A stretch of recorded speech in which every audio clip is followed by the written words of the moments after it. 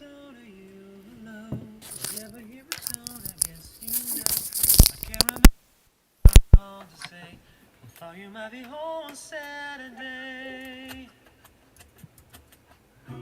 really can't believe it's been a year. It took a little time without you here. I'm guessing you survived alone somehow. It's good I can joke about it now. I still avoid the fog at Christopher. I never wanna feel the way we were. Unless I'm in a hurry for that train. That's the only news standing open late. People change. Every day. Change like you. I got all the time in the world. People cry all the time.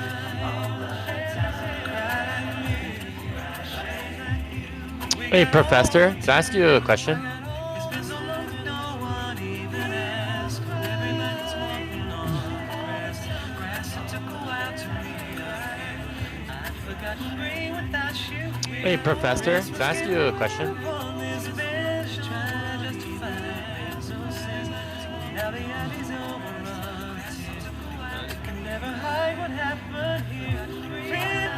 Hey, Professor, can I ask you a question? Every day, change like you. I got all the time in the world. People cry all the time. Change like you. We got all the time in the world.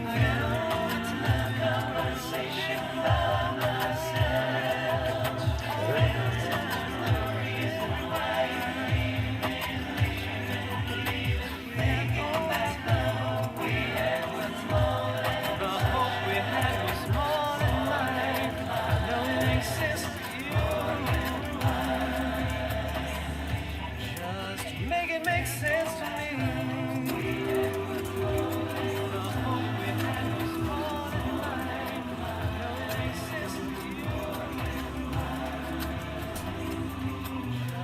Maybe I'm alive beneath the snow. Maybe you're too bad to find.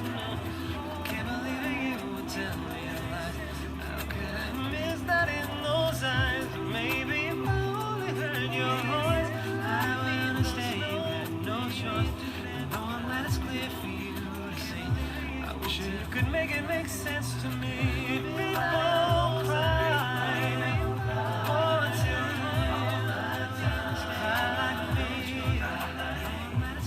I got all the time in the world. Could make it make sense. Shit it out your life.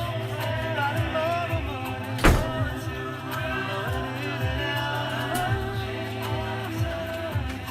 I got all the time. Shit it out your life. Hey everybody.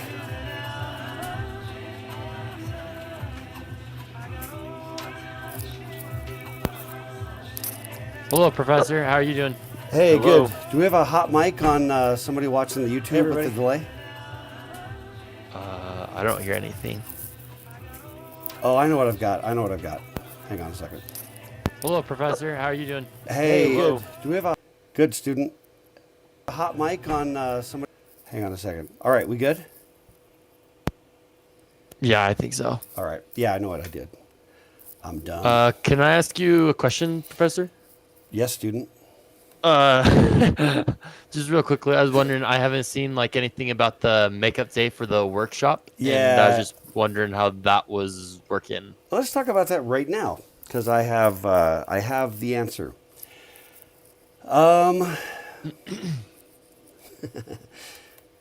Let me tell you what it is. Hold on. I am going to I'll show you, and then now I'm going to show you the spreadsheet. Okay, I built a Google Doc, Google Sheet, whatever we call this thing. Okay, let me blow that up just a little bit. But you got no, don't stop. Okay. So basically what I have done is built a Google Sheet. I'm going to drop the share, but I want to get it off the screen because I know that everyone's going to get so excited that names are going to start dropping in here. and this is right now being broadcast right out to YouTube. So if you start typing your names, the names also will go on YouTube, which is okay as long as you know that, which, you know what I mean? If you consent to that, it doesn't violate FERPA. If you don't, then it does. Does that make sense? So makes sense. And what I've done, so what you can see is I have outlined in this sort of light yellow, these are the slots that I am making available for the writing workshops. And so huge tracts of land.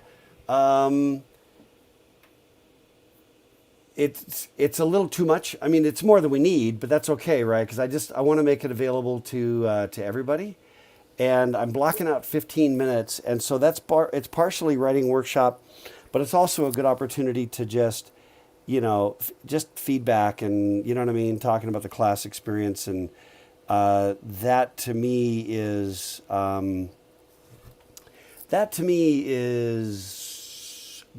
pretty important. While we're trying to kind of, figure this stuff out. All right, everybody got the idea? The only thing I would really ask is, I'm going on an experiment here, like literally till 10 p.m. Most nights. And I can even block out Sunday time on Sunday if that's your time. I'm trying to go a little more aggressively this week because I do have class conflicts with class on Thursday and conflicts on Wednesday that are already there. But if you could try to bunch up, that would be great, But, I mean, in other words, the more fragmented is, the more, I don't know, the more fragmented my life will become, okay?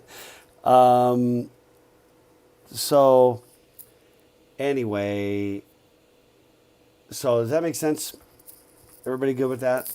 So I'm going to move this off. But try to just, if you can block up a little bit, you know what I mean? Bunch up, that would be great. Just, you know what I mean? It's just going to be easier to manage if they're more or less together.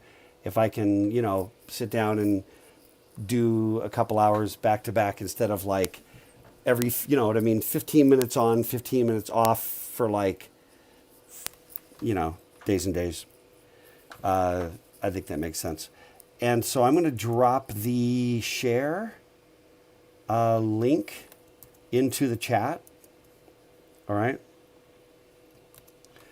And then I'm going to get back to answer some of these questions. Okay. Yeah. So you put your names in the yellow. I actually put a little key right here available. So the other thing I debated, actually, would it be easier if I blocked out all the non-availables with like an obnoxious dark color or something? Would that'd probably be easier, right? I think that'll make it super clear. Have I got audio? Am I got audio from you guys? Yeah, can you hear us? Yep. Let me see the.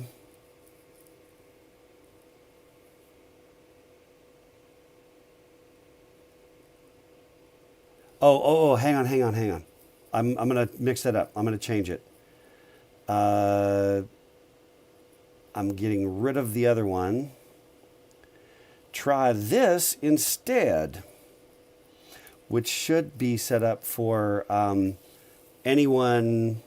Oh, and then also everybody's now an editor that has that link. Let's try that. And then in the meantime, I'm going to start dropping ugly dark colors on the non-available spots, okay?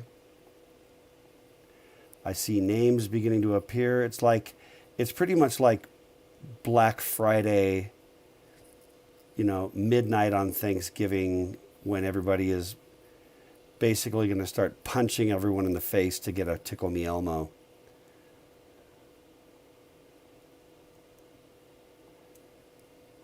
Yeah, so, I mean, I was going to also say try not to favor the early morning hours, I don't think I have to tell you that. You know, the only people up at 9 are still up. You know, that's my theory. So, okay. And then if there's anybody like literally with schedule and stuff can only meet on Sunday, by all means, just ping me and, you know, let's set something up. Okay. And then unlike our past adventure, I've tried a bunch of things this semester. Some of them have, I think, been great. Some have been kind of disasters. And one of the weird disasters was just trying to get that Google Doc going with everybody. Don't you know, don't go crazy on this Google Doc, okay? And then we can also maybe stretch these to fit the longer names. Might be a good idea. I'll fix that. Actually,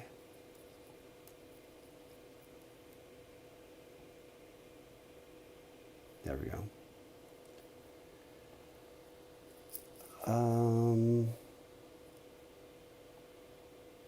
All right, everybody's doing the thing, so that's good.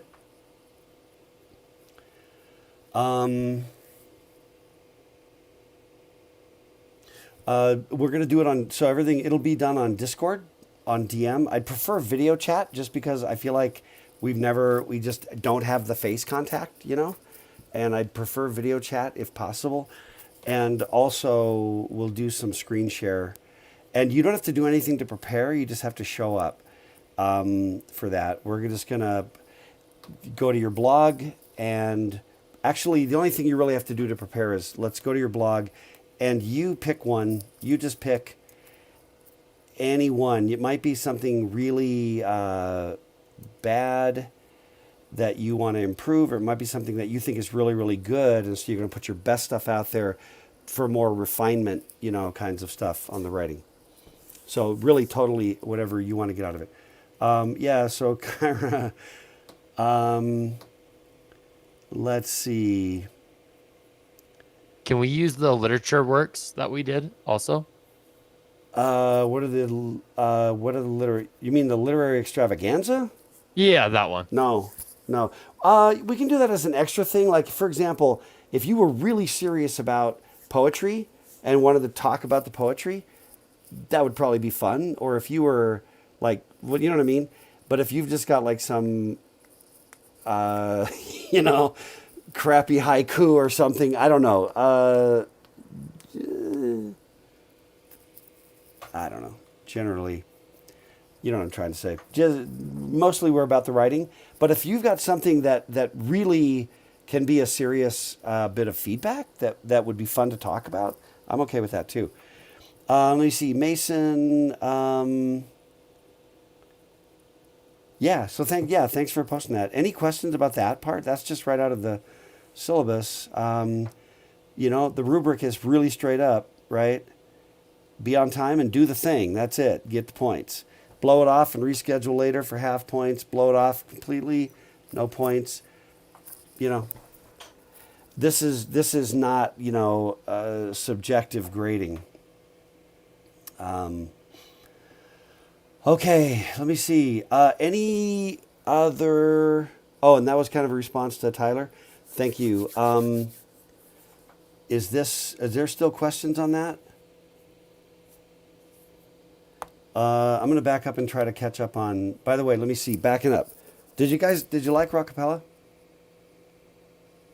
That's Rockapella as in Carmen Sandiego Rockapella, only later and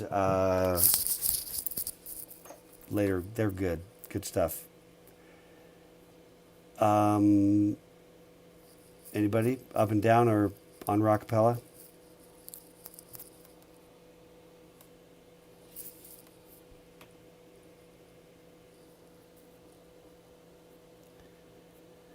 All right.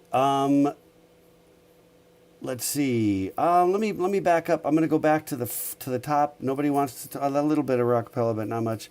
Everybody like it's end of semester. Everybody's quiet. this is where being in person is more of an advantage. It's easier to avoid eye contact when you're remote. So, okay, back Your at question is what? I don't even know what my question was. It's about Whatever. rockapella? Yeah, well, my first question was about rockapella. Anybody, yay or nay on rockapella? I'm not sure I know That was what that is. that was the music I was playing when we started in. Oh, first time I've heard them. It's not, they're I don't even know if they're still active anymore, but anyway, they're good. Thanks for Are that. they? What does that mean? They're still a cappella, or does that mean they have? Do they have? Are they cheating? Do they have instruments? There are no instruments. That is purely voice, including Oh, okay. percussion. Yeah. Yeah. Anyway, they're probably my all-time favorite a cappella band. Been a fan for a long time. Yeah. So thanks for the birthday wishes. It is my birthday. Why I'm here with you, no friggin' idea. I should be. Yeah, it is actually my. Yeah. So no one. There's no trollery here. Let me see. References back. All right, I'm looking back at there's some discussion about the article. Legit beard. Yeah, thanks, Devin. We are still trying to get on the schedule to film Sad Santa Diary. And as soon as I get that filmed, my next move is to go for something. I don't know what it's going to be though, but I'm sure I will not look this way at the start of spring semester. Last day to turn stuff in. I don't know, man.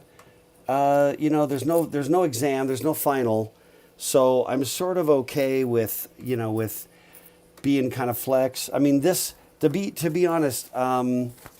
To be honest, for once, let me stop lying to you for just one time. Some of you know a little more of the background. I'm not even going to get into it at all. It's been a really, really rough semester for me, and I'm not the only one. A lot of you have had your own roughness, but I've had my roughness. Schedule-wise, there's been a lot of chaos, and that's not any of your fault. But then all I try to do is roll the best I can, and then not take it out of you, right? Not hold you accountable for my own, kind of just aggregate crises, if you will, or just pressures, right? Let's see. Okay, so back to John. When's the last day to turn stuff in? There's a big part of me that doesn't care. End of finals week. There's some things that have to, literary extravaganza has to be done. There's the last things I think need to be done.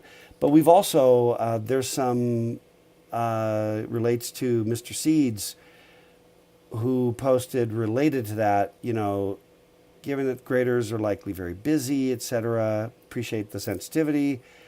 If pending regrading of fixed, assignments and or hot feedback, what can be done to compensate for the point loss? And that's kind of an example of that. What I want to do is kind of jump over and get sort of all the regrades cooked, so that if you wanted to do any sort of last cuts at that as sort of your final, if you will, you know what I mean? Last shot at upping, improving blog posts and things like that. I don't care. I'm really fine with that, and I think that's, I don't know, man. I'm trying to figure out, given everything and given the sort of general lack of,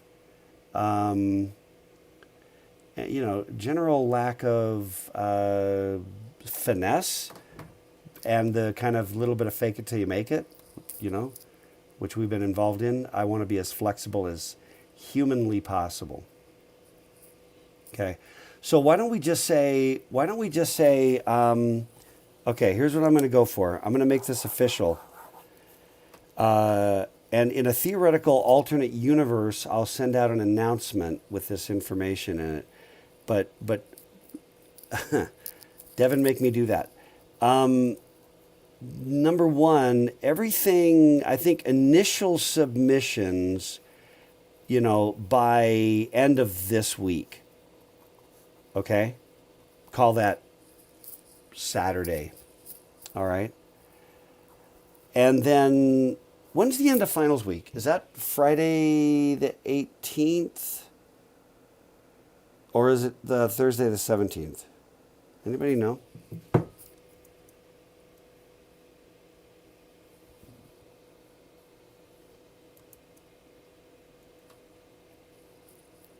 Anybody there? In the chat. Someone In the says chat. it's the 17th. Last one, I have a final that closes the 18th. So let me do a quick double check. I don't even have it in the schedule because On the UVU schedule, it said the 19th. really, Yeah, weird, right? I think that's Saturday. Seems weird. Yeah,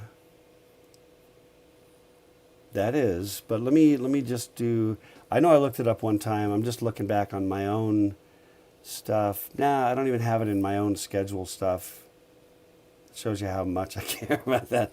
But yeah, let me do the quick. Chapter 7 Seeds shows a screenshot of it saying the 19th on the fall 2020 schedule. Wow. I'm not sure if that. I'm not sure if Canvas was informed. I've heard the drama about Canvas. Okay. Logistics problems. No, right? the final exams end on the 18th. The semester ends, whatever that means, on the 19th. Oh, weekend finals, Friday and Saturday. Final exams go to the 18th. Let's go through Friday the 18th. Okay? So Friday the 18th. Okay, so here's the deal, okay? I'm gonna write it in the chat. So by let's go Sunday night at midnight. Any submissions have to be done. Okay? And then that doesn't give me enough time to give you room on the following week. Saturday. Let's go Saturday night. I got to have time to actually do any initial submission grading so you have the week. You know what I mean? I've got to have some window. Okay, by this Saturday night, which is what? December 11th, 12th? I already know that it's the 12th. Yeah, that's by December 12th at midnight. Any submissions have to be done. Okay? After that, you can't submit. And then we'll get everything graded by sort of end of weekend with some marathon effort. And then any revisions to anything for regrade have to be submitted by December 18th. That's Friday.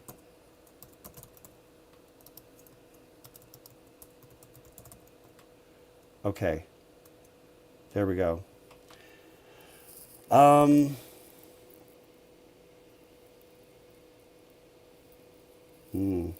no, yeah, fair enough, Eric. Eric's just saying, don't try to submit stuff at the end of semester on the last night, in the last 10 minutes of the end of the semester, and have Canvas hose you with that. Fair, good. That's really, really fair. Okay, doubling back.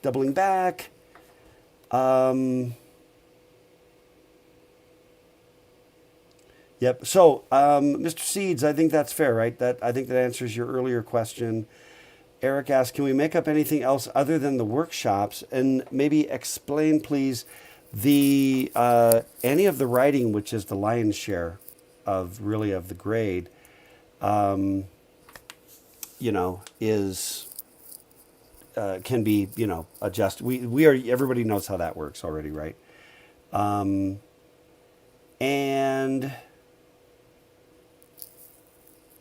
the other thing I was going to do. Remember, we had the first in-class writing workshop where some third of you showed up, signed the roll, and then sort of wandered down the hall instead of into one of the group rooms, the workshop rooms. And because that was a little bit of an ex post facto law, I was okay doing some sort of a redo on that. Not a redo, but an alternate makeup session. And really, I think that has to be governed by those who would, or largely influenced schedule-wise by those who would come to that or who would want to do that. So if those of you who would like to, get together and do a makeup workshop, I got 2 ways we can do that. One is we could just pick one of the text channels, like workshop 1, and have anybody who wants to, let me see. One approach is we clog up the main chat with it. Or the alternative is anybody, I like this one. Let's do this. Anybody who wants to do a makeup workshop, shopping their writing, that you either that you weren't there that day, or that you were one of the YouTube people and couldn't be on Discord, or that you were there and you just sort of slid down the hallway and went away when we were piling out, and then wound up not getting credit for attendance. Anybody who wants to do that, jump into workshop 1 on the text channel. Just jump into workshop 1 and negotiate a time that everybody there who cares is green light to do that. And then I will make it work. It's probably going to be after hours. And then whenever that time is, I'll block it out so I can kind of be hanging around. Okay. And I'll block it off of the writing workshop schedules for the personal writing workshops with me. That seems fair, right? Let those who care go. And if nobody shows up in workshop 1 right now, then that's not going to be a thing, and we're not going to do it. And we have traffic in workshop 1. Okay. All right. Cool. And then I think as long as you don't join stay text only in workshop 1, and then it doesn't mess up, any of the audio that's still moving. Okay. So, and then whoever shows up over there in that text channel gets to decide basically when that is. And you already know my availability because you've got access to the big schedule. Okay. That seems really, really fair, I think. Let me see. What else? So Seeds, bringing to the personal writing workshop, nothing. Show up on Discord, and just, if you could drop, be ready to hit me with a link of your blog so that we can, jump over there, or which post you want to look at. That's it. Kyra, anything I've marked out as available is fine. Not going to be too early. So Tyler, go back to sleep. This workshop, this is the personal writing workshop. That's back. I'm back a ways. I'm 20 minutes ago on the discussion. Personal writing workshop, yada, yada. And what else? Eric, if on the personal code of ethics, are you a bad person if you can't think of more than 4 points? Yes. A very, very, very bad person. But go 5. Change your life for the better, Eric, and go 5. You can think of 5. Remember the orders of ignorance? If you can't think of more than 4, you're not thinking about it. That's bold, but I believe it. Let me see. The position video. Yeah. So, Charles, step number 1, go to the syllabus. Not to be condescending, but seriously, step number 1, go to the syllabus. Number 1, go there, read what the syllabus says about the position video, And number 2, ask clarifying questions. And for those who have read the syllabus about I'm pulling it up, about the position video, do you have any questions about that other than what is it, which I don't think is a great question, but I think I don't understand this one aspect of it is a perfectly fine question.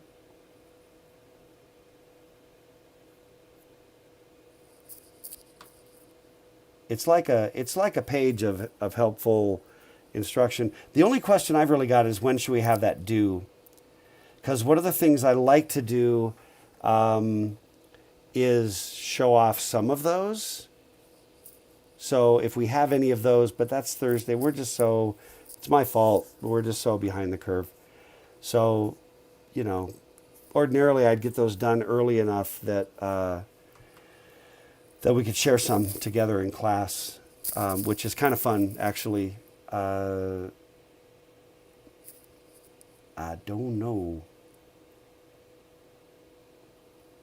What do I have for the due? Do I have a due date on that right now? I have Thursday. Yeah. So again, like as far as the position video, same thing. Let's go into the week. Just you should already know I'm not going to be like Mr. Assignment Deadline Nazi, probably.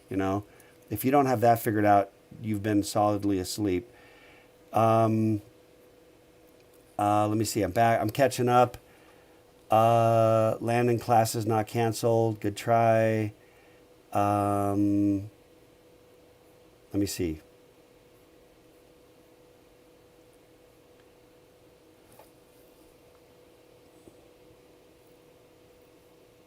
I'm just catching up on the comments because we're doing a lot of housekeeping because we're down the stretch.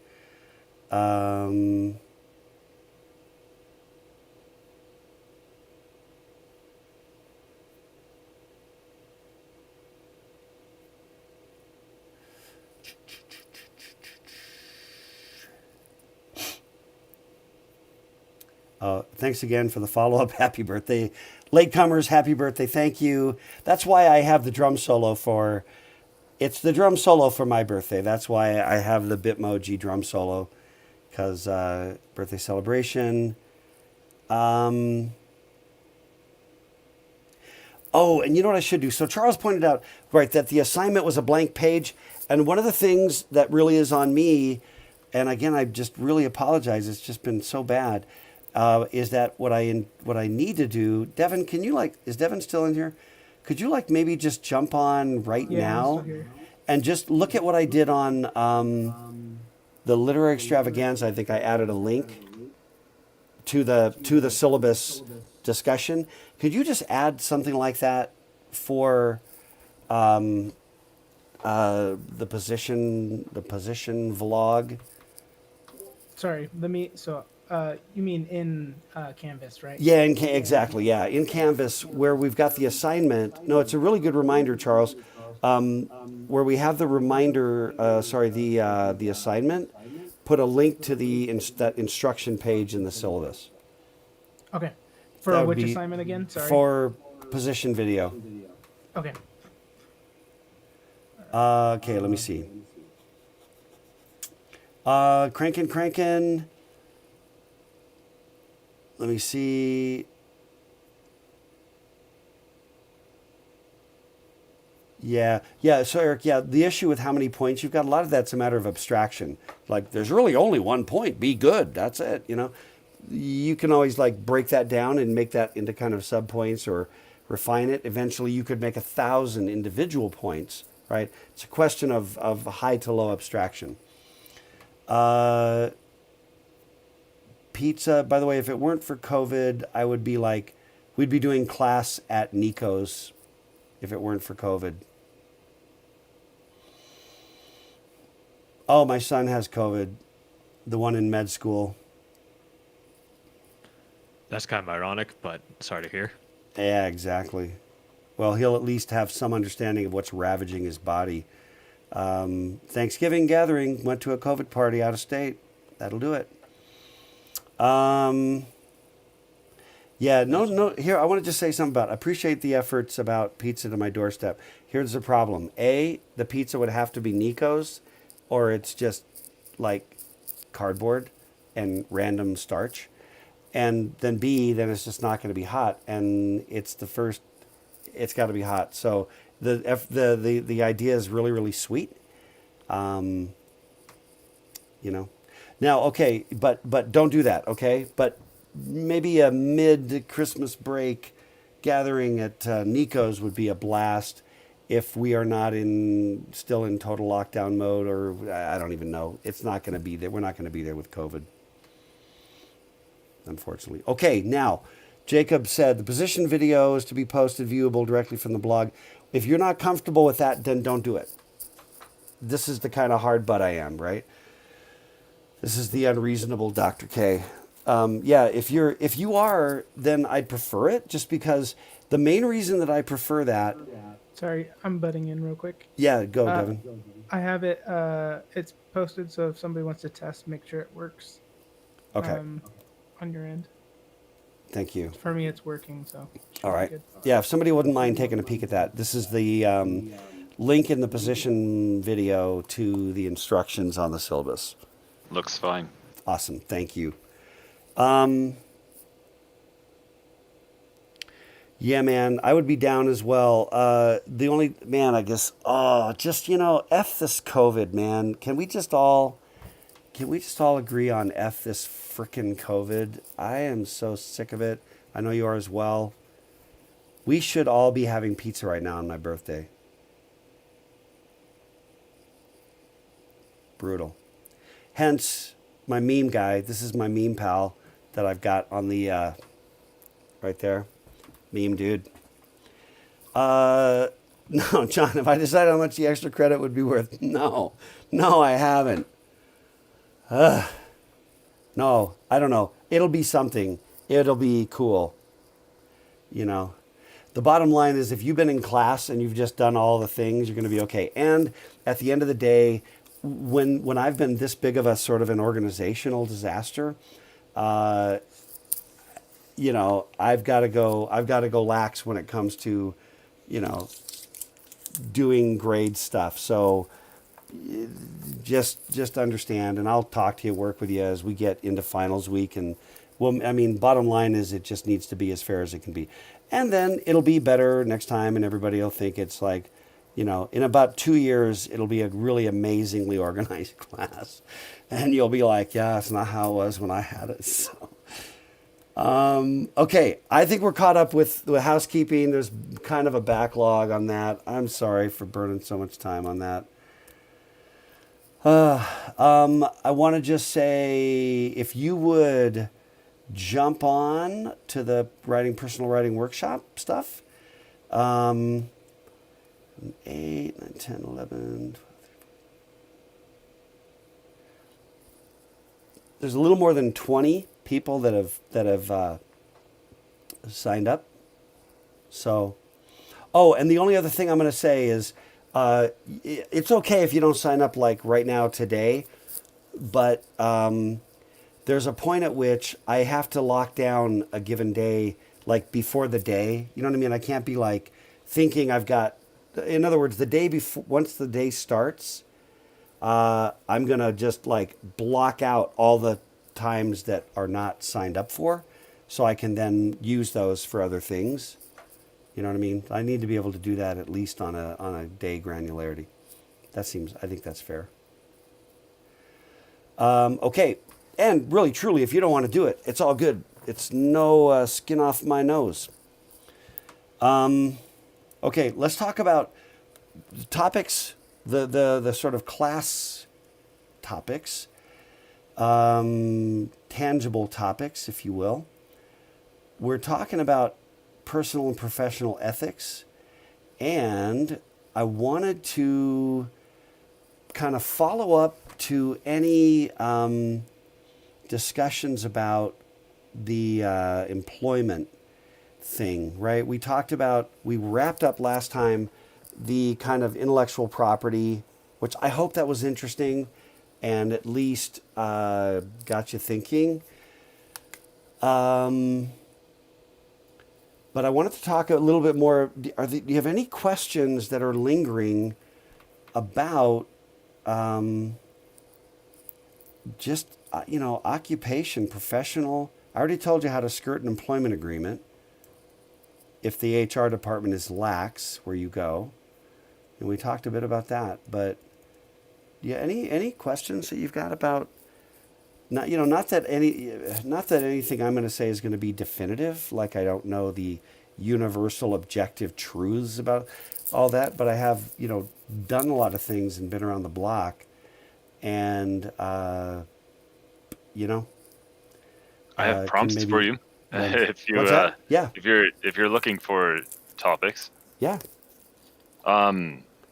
So this is one that I've wondered a lot on. Is that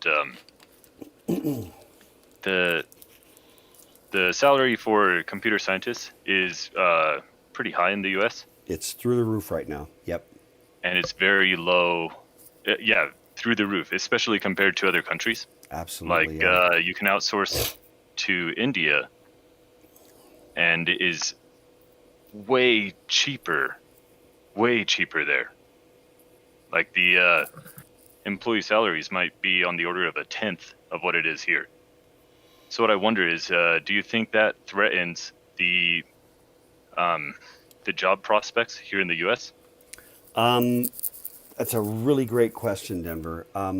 My short answer is no. And part of the evidence for that is there's that free market system is already at play. Could it possibly threaten in the future? Sure, because the future is the future. But hang on, I am pulling something up. Okay. Okay, so here's the thing about software. When you're building software, the number one deliverable is not the software. Okay? We haven't really talked a lot about this. We talk a lot more about this when I do 3450. But the number one deliverable in the creation of software is not the code. It is the mental model in the brain of the developer who built it. Okay? This is gospel according to Dr. K, all right? And so what I mean by that is that if you, I've often made this statement, and I believe it.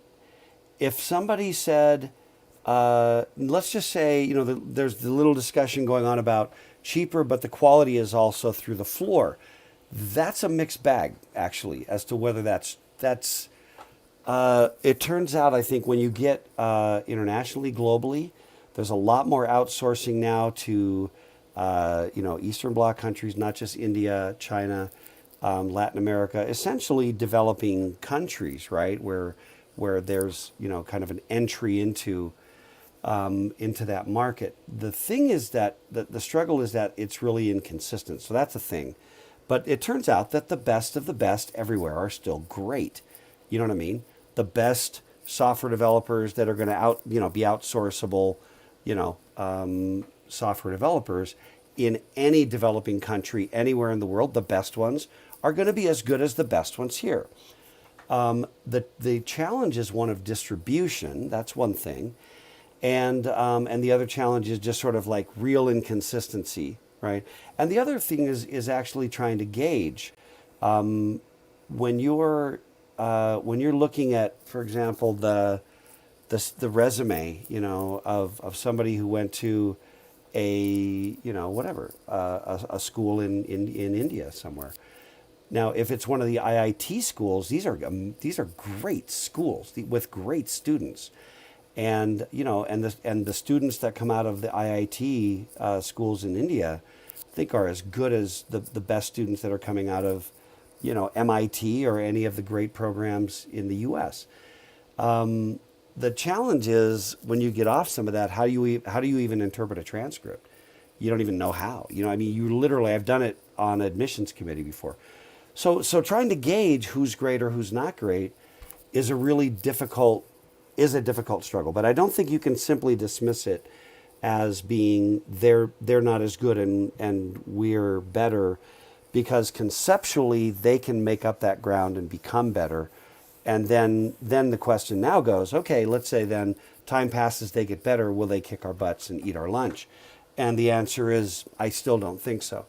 And the fundamental reason is that anytime you try to like outsource in the sense of here's the spec, throw it over the wall, code comes back.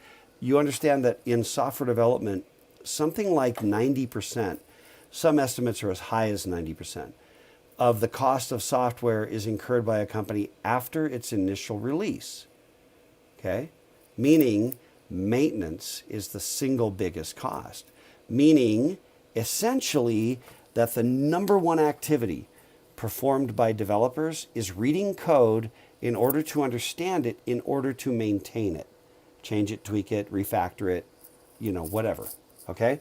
Which means that program comprehension, the task or act of attempting to understand what software does, is the single greatest monetary cost to the development and maintenance of software. And that's a little weird to think about. But in other words, it's not simply these, so in other words, if I had a spec and somebody could, outsource it for $5 and some chapstick, and you get 1,000,000 lines of code in a functional system, would you take the deal? I would not take the deal. I wouldn't. Because I would. What's why that? is that? Well, yeah, because what would come with it is no mental model at all. Yeah, so that's what you were saying is it's about. Sorry, would you clarify? Because I didn't see how I didn't catch the distinction between Indian developers and U.S. developers. Oh, I'm Just saying that that, among the best of the best, there is no difference. Oh, okay. And so it would be some distribution of Yeah, in other words, developers here or there. yeah, let's say that instead of, let's ignore India for a second. Let's just say that there is an outsourced group of developers that you're going to hire that are based out of, San Francisco. Just, pick a tech sector, right? You know what I mean? Just whatever. 10 kids that got their degrees in the U.S. They, what I'm trying to say. Ignore any of the cultural things. Ignore the time differences. Ignore potential education differences. Make them people, and this exists right now, right? That you can get people on a contract basis to build you code. The big struggle remains that the number one cost of software is maintenance, not development. So once you give them the $500,000 and you take the system they built, you are going to incur a crap ton of time, money, expense just to maintain that code, meaning nobody that you have on your permanent team actually has the mental model, and then you're going to absorb a ton of cost to get people in your organization to come up to speed on the code. And then the question is, would it have been quicker and as cheap, or no more expensive anyway, to have your own people do it instead of having somebody else do it? Because even if somebody like builds you a web page and throws it over the wall, it's a little bit like they built you a restaurant and then you're like, all right, looks like I got a restaurant. Well, you got to run that bad boy, you got to, Right. I'm familiar with that. Yeah, most of the cost is maintenance, right? But Yeah. why not maintain a partnership with India? Well, no. If that's the only thing, then that's still a pretty thin barrier. Just Yeah. maintain the partnership with the place in India and Yeah. let them also maintain it. That's right. This happened in I drew an analogy between this and the textile industry, right? This happened with the textiles industry. Okay. Most clothes comes from out of country in a Yep. very similar pattern. Yep. It's not like, there's some logistics like maintaining communication with international places, right? Yep. But I don't see how I don't see how the computing industry is any exemption to this issue. I'll tell you why I think it is. All right. If I buy a ship full of T-shirts, right? Right. I now Yeah. have T-shirts to sell.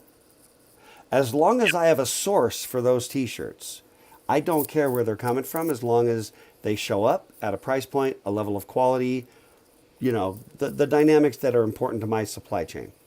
You Right? don't care as long as the quality meets That's right. your specs, That's right? right. But what I don't have with T-shirts is, let's just say I did that and I have a million T-shirts that I have taken in, printed. Right? I'm printing T-shirts. I mail them off, $25 or whatever, right? And I have shipped a million T-shirts, and all of a sudden one day, something changes. Google changes something in the Android OS, and all of the T-shirts vanish and stop working. They don't exist. They just stop. Nobody can put on the shirt. All right. So Now so it's that a metaphor for an app or a software solution that's right. which And becomes that's right. which needs maintained, Yeah. right? No, exactly Okay. right. So Okay, keep going. yeah, and the fundamental idea there is that the fundamental task of maintenance is program comprehension, meaning reading and understanding code you didn't write, Right.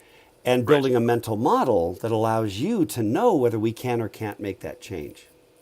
Right. That you But that wanna- doesn't distinguish developers here or there. No, Might as well exactly. take the cheaper That's what I'm ones saying. That's what I'm internationally. saying. And that's why well, no, yes, so that's to make no differentiation. But the reality is that there is, in fact, demographic statistical differentiations you can make, right? Now, I want to interject one other thing, Denver. This is really a great thread, and we really didn't talk about outsourcing and offshoring, which is a legit, you know. I have a book that's entitled "My Job Went to India and All I Got Was This Book." It's about this whole, and The World is Flat actually talks a lot. That book that some of you read by Thomas Friedman. There was a company that I consulted for that was going into this world of trying to use an Indian company, right? Okay. And I consulted with them on this problem, and we had basically this same conversation about mental models and maintenance, whatever. And what they actually did, and they were working with what was, I think at the time, the largest outsourcing firm in India, or certainly one of the larger outsourcing firms in India. Okay, and Okay. based in Hyderabad, India, and Outsourcing for what industry? software, Okay. and primarily doing work for American companies, predominantly. All right. And based upon kind of my recommendations and sort of caveats about all that, they actually, because at that point their model was you send us the spec, our folks build it, and then we send it back over the wall to you, right? Right. And and we'll charge you, whatever. It wasn't 10%, but it might be half. It might be a quarter. You know what I mean? Of what Okay. you're going to spend somewhere else, right? And based upon kind of my recommendations, they said to the group, no, we want to develop a relationship, an ongoing relationship with the individuals themselves. And so we want a team that will stay assigned to us and become essentially part of our team, right? And become integrated with our team the way you would normally integrate, except that they're going to be in India and the cost to us is going to be lower on an ongoing basis, right? But the dynamics are going to reflect the realities of building software. So they actually did that. And then the other thing is there is an inconsistency. There is a much greater inconsistency, in my experience, among developers in India, let's say, than there would be among, and I just mean sort of like people who graduate from, say, a CS program like ours, anywhere in the U.S., accredited, reasonable 4-year CS program. And what they would do is they would at some point just say, this guy over here not working out. We don't like what he gives us. That gal, we don't like what she gives us. Love these folks, right? These 4 right here are golden, etc. And they would make that communication so that they get an increasingly stable and high quality team, and then they blend right in. Then they mesh together, and then they are in the teams, in the creation, in the spec, and they coming over here to the States. This is a company based in Orem. And then, and what's interesting is after I was working with this company, and then they pushed back on the firm in India. This is going back 15 years or something. And that company in India actually began, it was such a successful model, they began to change the way they proposed doing that kind of stuff to the model that we had actually created with this company here in Utah. And that became their default way of doing development with companies in America. It actually, and they were like one of the largest outsourcing firms in India. So it was a very small little moment that I was involved in talking about mental models and stuff. And then it sort of, I think it spiraled to have a pretty big impact. I mean, and I do mean like globally. I think it actually was a thing that had a lot of impact, starting with literally me having this speech with a local company in Utah about the dangers of outsourcing and the classic disaster stories. And it's been very, very successful, right? So you just have to, right? It's kind of, you have to understand those dynamics of software development, and then you have to, jimmy some kind of a solution that respects those actual dynamics. But the big mistake, I think, and it's still classic, is, random dude, he's something that pays pretty good. He's a dentist. He's something, not a software person. And he's an entrepreneur, and he wants to take some of his extra cash and go make a thing. And then he's just, going to outsource to get whatever, developers in Peru. There's nothing wrong with developers in Peru. And in fact, I also know people based here in Utah, typically maybe people that serve missions down in Latin America, or they have language, right? They're fluent in Spanish and, or Portuguese if they're in Brazil, and are actually making connections and flying down, building teams and building this kind of a thing up, in Latin America and making those connections. But dude with extra money is just like, yeah, we'll have them build the software, throw it over the wall. And then it's like, but again, it's like, they're going to build me a restaurant, but I don't actually know how to run a restaurant. And running a restaurant is a metaphor for maintaining software, right? Or they gave me a puppy, free puppy. Sure, right. But that's because most of the cost is in maintaining software. That's right. Yeah, exactly. I don't see why the throwing it over the wall, means all future costs have to be local. They don't. The problem is if I throw it over the wall and 5 people build it, right, and I get code back and then they all go away, I have a problem. Sure, if they go away. If they go away, that's right. So the key to me is maintaining the connection. That's a universal problem. That's right. That is absolutely a universal problem. This is the hit by the bus scenario, right? That's right. That's right.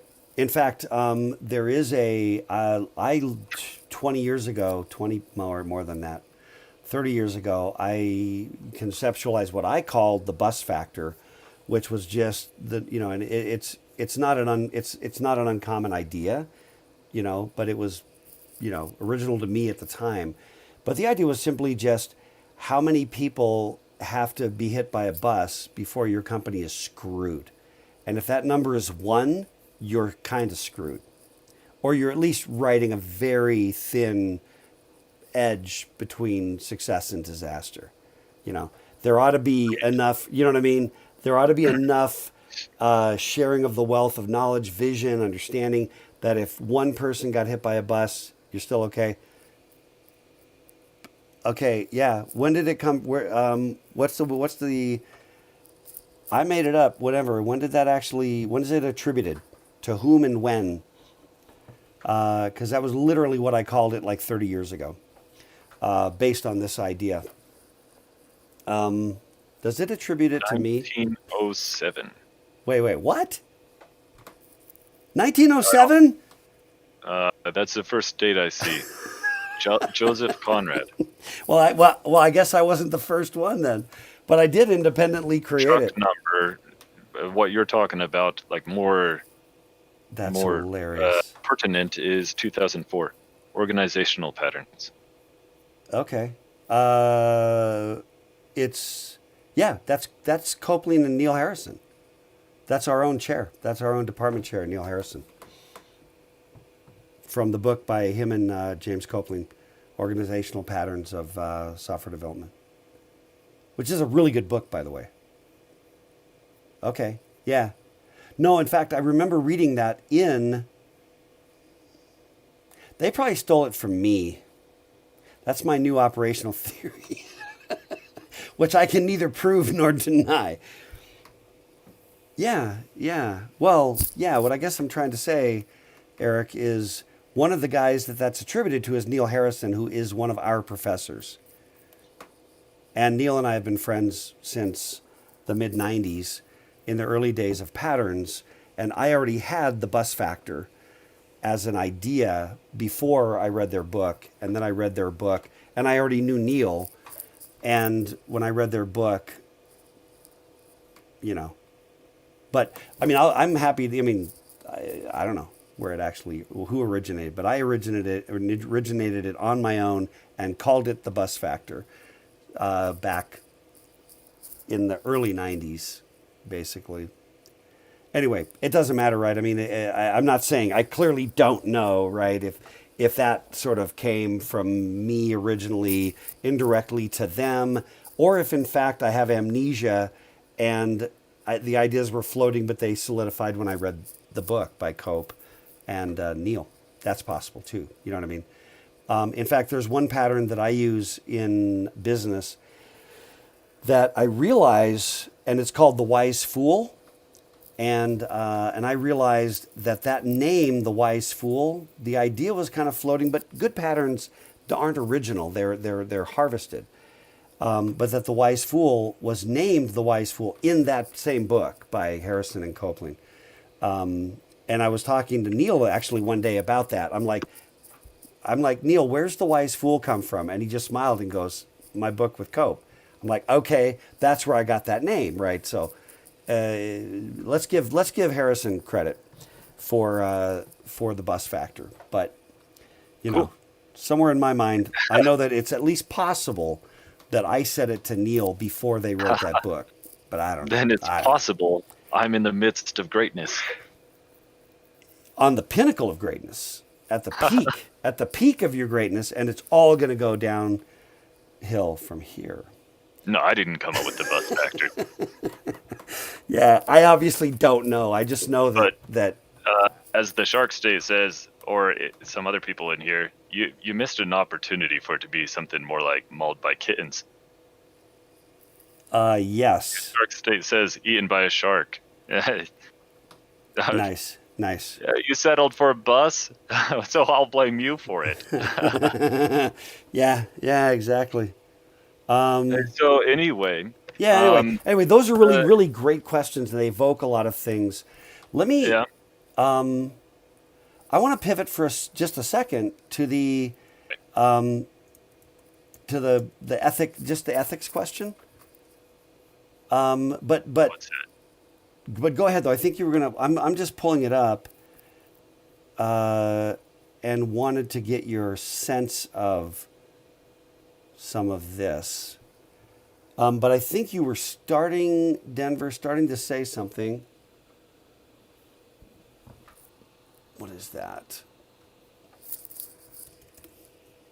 And I didn't want to cut you off. I just knew we were running short a little bit on time. And I wanted to at least do my duty by talking a little bit about this that I posted for you as reading. Oh, and I have one other thing. Speaking of which, one other housekeeping thing. I've done a crap job. One might even say piss poor at trying to kind of keep up with the reading assignments kind of for credit. I'm trying to figure out what I should do at this point. I can still drop them all in and then just kind of like ask everybody to kind of double back. You know what I mean? And like, mark what you've done, right? Or what you didn't do. What I didn't want to do was for anybody who was like, well, those aren't really points. It's okay. I'm not going to read it because it's not counting against me. And then suddenly I'm dropping, a crap ton of credit for readings on everybody at the end. On the other hand, I think I was trying to be pretty clear about, look, I do expect you to have watched these things or, read those things. You know what I mean? How bad is it if I catch up on all that and then just ask everybody to retroactively go fill it out? What did you do? Credit for those who diligently have been doing that. A little punishing for those who were like blowing it off and now then suddenly have a backlog. Any thoughts about that? And you can drop them in the chat if you want as well. Because my best desire, I think that the students that were engaged were reading as we go, and I was pretty clear that I did want you to read and do those things. But I don't know. I just don't want to be punitive after the fact. You know what I mean? Where things are a little unfair in that respect. That's the bottom line. So anyway, drop some things in there. I'll kind of come up with an idea. I wanted to know, and I was inspired by the fact that I did ask you to read this slightly voluminous document. Yeah, I did think about extra credit, Delia, like drop it in there. And if you did it, ooh, what about this? I got it. Here's an idea. And it relates to the extra credit. I post them all. I don't ding anybody. I basically just tie it to attendance, let's say. If you were there, we call it good. But if you then mark that you did it, then it's like it would give some lean toward extra generosity when it's time to do a little curving up. I think that is not a bad approach. Says I. Yeah, because here's the thing.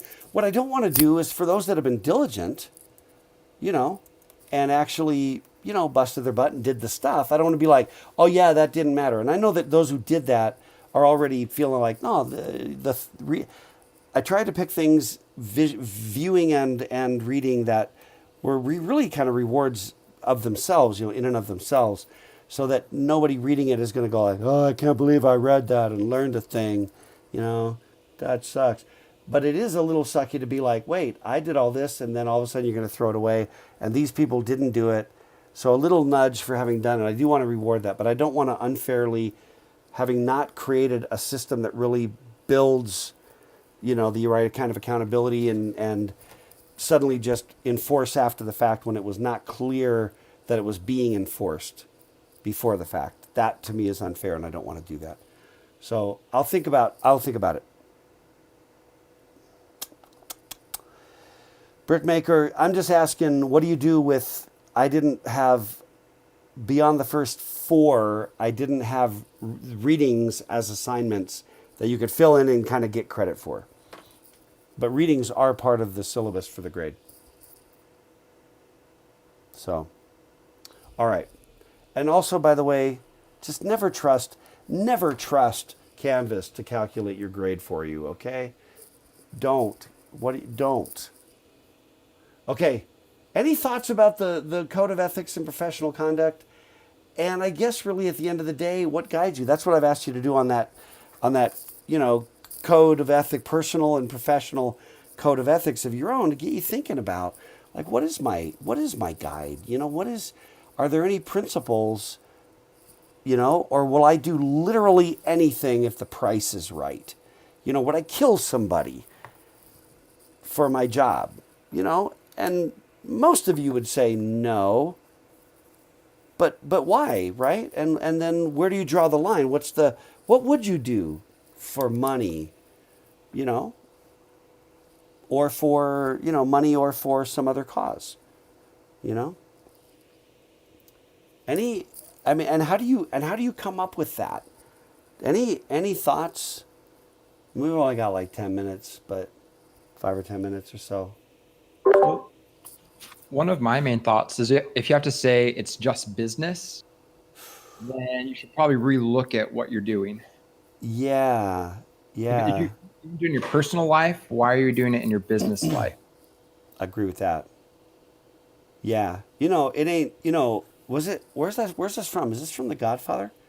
Yeah, it ain't. It ain't personal. You know, it ain't personal. It's just business. You know, and you know, I don't like that. You know, I've also known people who articulated, you know, this idea that they could like check their standards at the door if they had to, that they could, you know, and I just think that to me that's horrible. You know, I really believe that, yeah, your professional life is part of who you are. It is part of your personal life, I think. And then it winds up, and then as always, these things, the hard part of the difficulty here is that these are really, really personal. You know, you can't be like, I mean, there's some of you probably that think that it's like not possible to be an attorney and then pass the smell test on personal ethics. How could anybody be an attorney? Or you could never be, right? You could never be a defense attorney. You could never be a court appointed attorney where some chunk of your clientele are guilty and you probably know they're guilty. Is that unethical, or is that just everybody gets their day in court and everybody has the right, you know, to a fair trial? You know what I'm saying? And what are you willing to do is, you know, really at the end of the day, to me, it comes down to what are you willing to do for money? You know, and or what are you willing to do, like whether or not it's for money, for your cause, this cause that you believe in, what are you willing to do for that? And how contextual is that? You know? And one of the things I think I want to just also, I hope that this is beginning to distill out, is that these questions rarely settle out into really handy dandy black and white. They seldom. And maybe not ever, frankly, you know? Right? Would it ever be okay to kill somebody in the line of work? Yeah?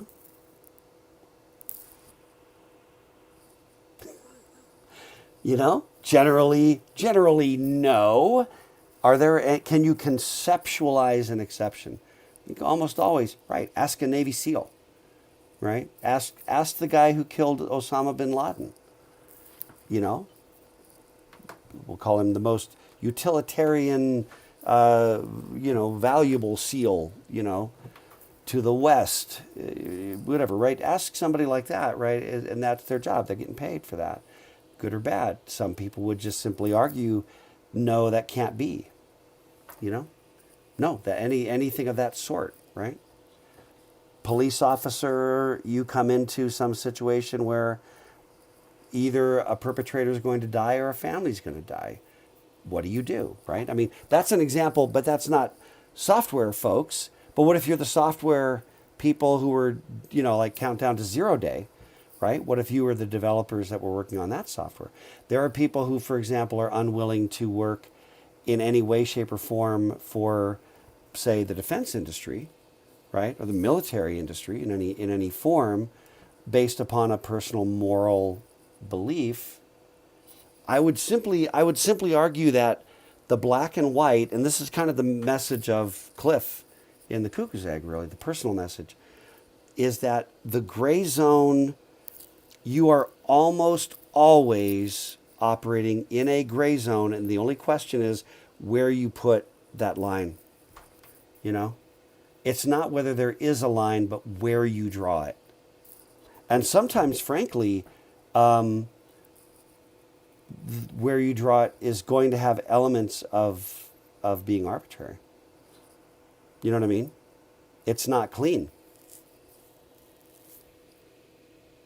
But I think that we want to, I think we crave, and especially software types like you and like me, there's a natural tendency to try to look for really nice Boolean solutions,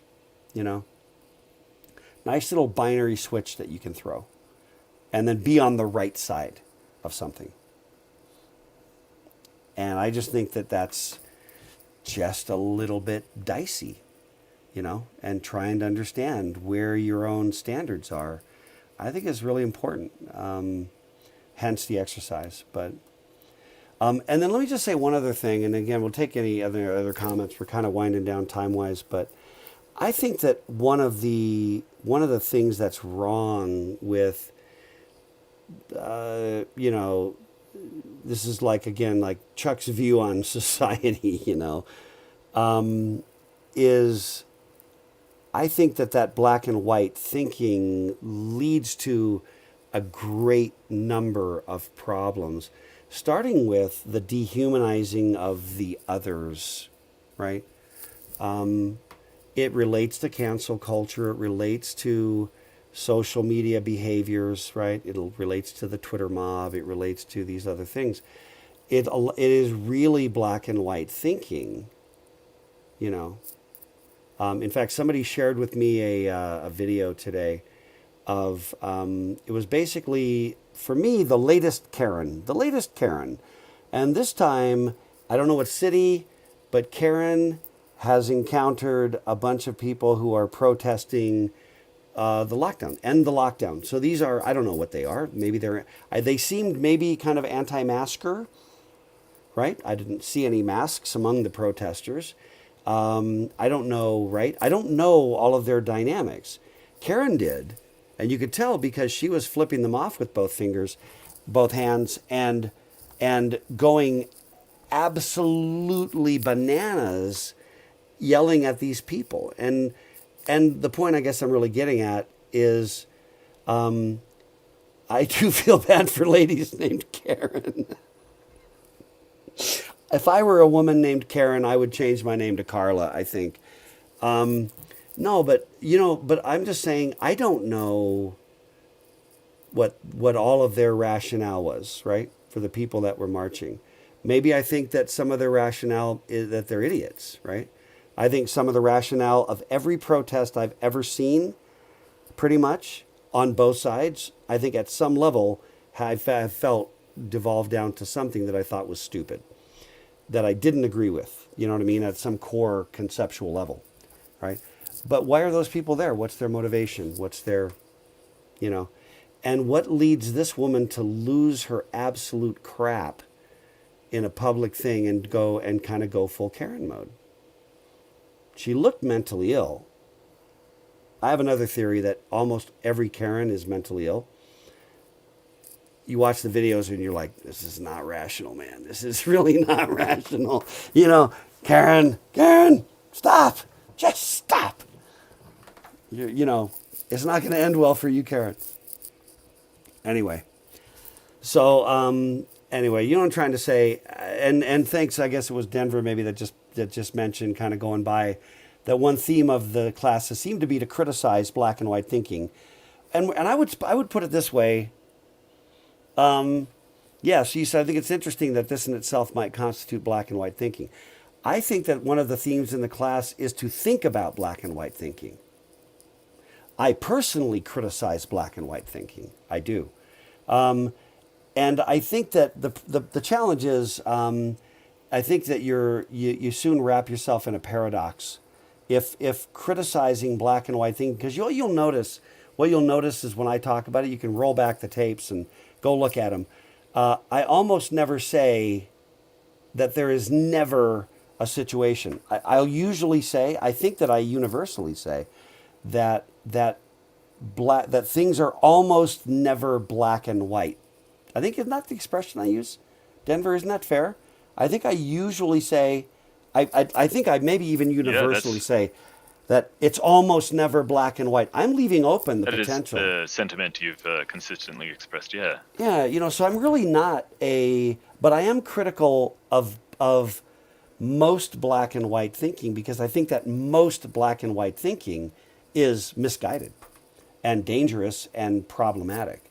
And it I have leads, a challenge for you, yeah, and because I'm really curious what your, I wanted to know your thought on it.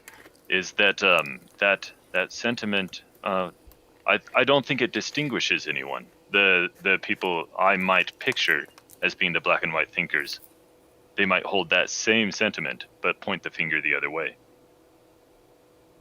You know what I mean? Not I think yet. everyone's against black and white thinking. No, but I don't some think people, so. Some people feel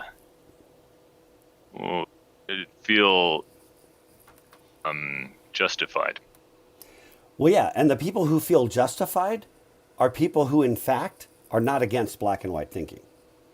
That's my point. Yeah, they wind up. Everyone criticizes black and white thinking. It's No, but that's the thing. I don't think that everybody does. I think that there is a cross section that flat out buys it, because there are black and white things, right? Okay, what are they?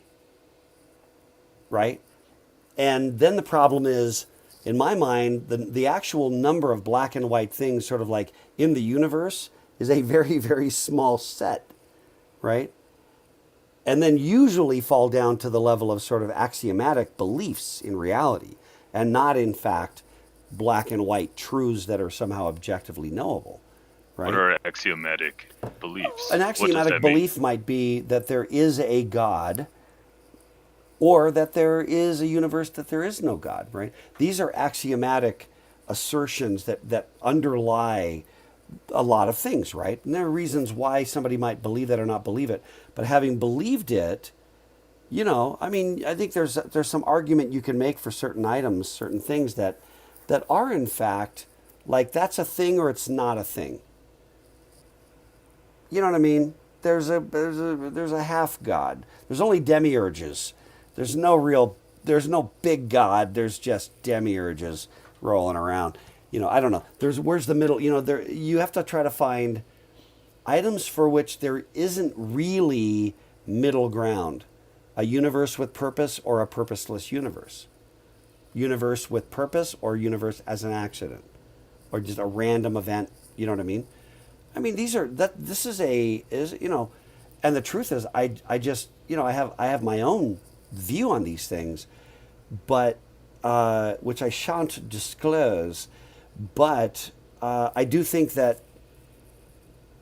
I really appreciate the sincerity of the beliefs of people that fall out on both sides of that thing, and it leads them, you know what I mean, to certain paths and other conclusions that flow kind of naturally from that if you follow second order predicate logic in a reasonable way.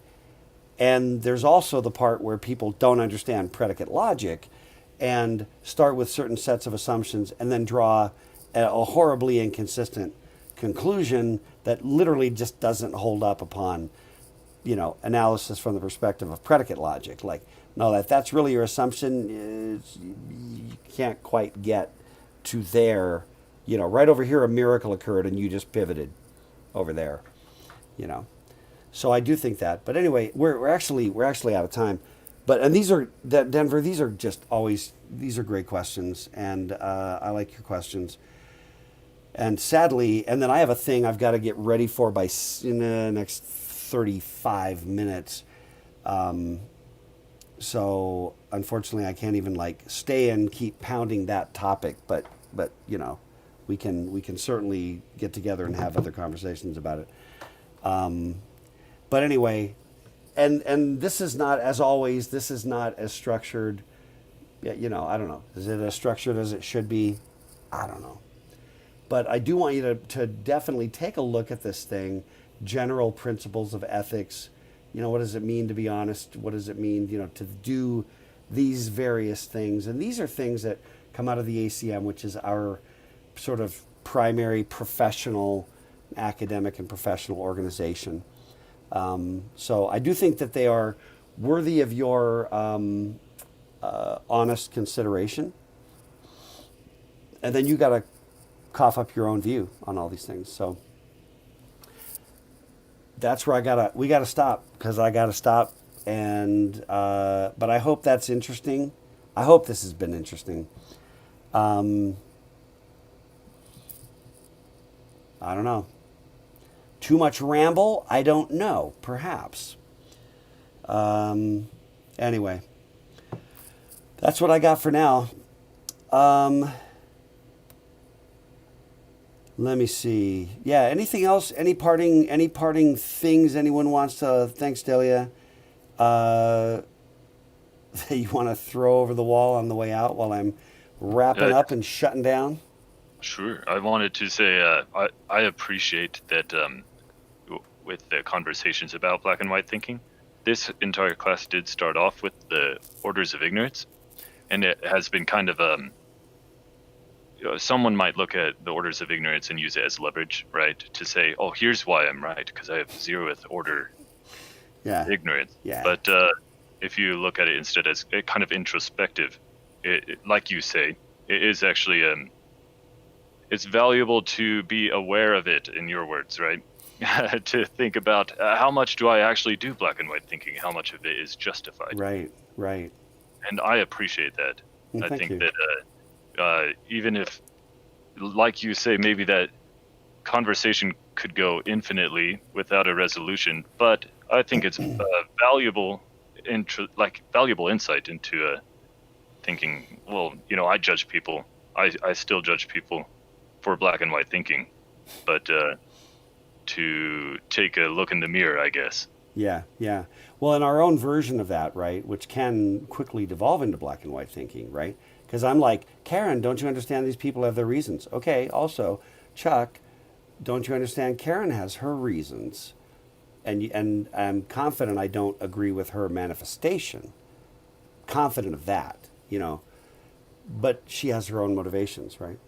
That lead her to this level of animation and being that energized and worked up about it, But on the other hand, we have to look at ourselves and kind of figure out, well, fine, but what does that mean to me? What does that mean about how I ought to do the things I do, in my own life, professionally, personally, what have you. So I'm going to cut it loose. So thanks for all the great comments. We always get a lot of comments. I apologize. I'm always sad that I can't track the great comments rolling on the chat, but hopefully the chats supplement, the whole experience where some of you are, able to track that more. So, all right. Thank you again for the multiple birthday wishes. My cool celebration will happen probably later in the month. I don't know. But anyway, alrighty. Everybody have a great evening. Good luck getting all your other crap done. I'm trying hard not to load that, but I know there's a little load here, but I know you got bigger loads with some other projects and stuff. So seriously, good luck with that, and take care. I'm going to shut down